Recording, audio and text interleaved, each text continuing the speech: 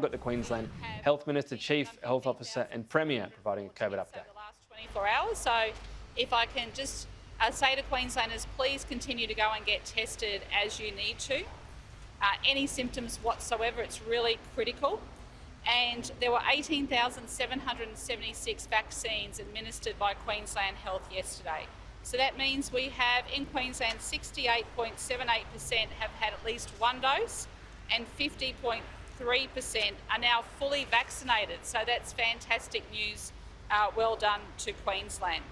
Now, we've just come from our teleconference with the Chief Health Officer and Yvette Darth, the Health Minister. They're currently in Rockhampton, once again encouraging people to get vaccinated. It's absolutely critical that we get as many people vaccinated as possible.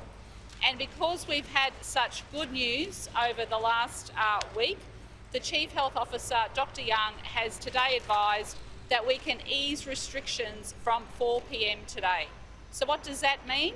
From 4 p.m. today, that means we go back to those stage 3 restrictions. So our pubs, clubs and cafes can have double the number of patrons, 1 per 2 square metres.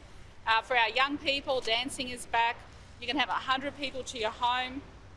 Now, the other issue that I know has really impacted on people not being able to visit their loved ones in aged care facilities and hospitals, they can all go and do that, which is fantastic from 4 p.m. today. And I know that has been very, very difficult on people.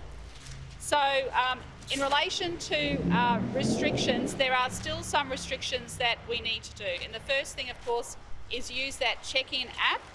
And then secondly, it's in relation to masks. So if people can just generally follow these principles, so where you can't socially distance indoors, wear a mask. We would suggest that you continue to wear these masks when you are going into shopping centres, when you go onto public transport.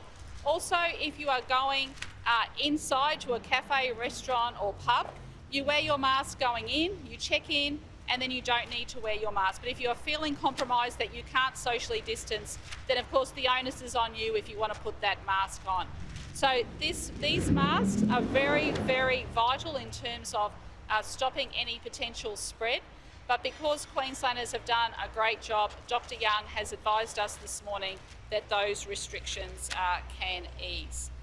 Schools too, I might just mention that we're asking students and teachers to wear the masks, of course, going into the schoolroom and out. They will be applying from next week.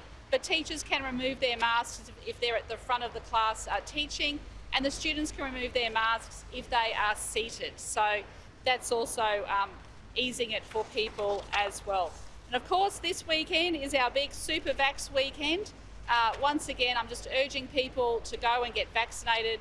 And also the timeline has come up from our last Super Vax weekend of when people are due for their second dose. So we're expecting a lot of people out there this weekend. Yesterday I saw a whole lot of people over at South Bank, over at the Convention Centre getting their vaccination, which is of course great news.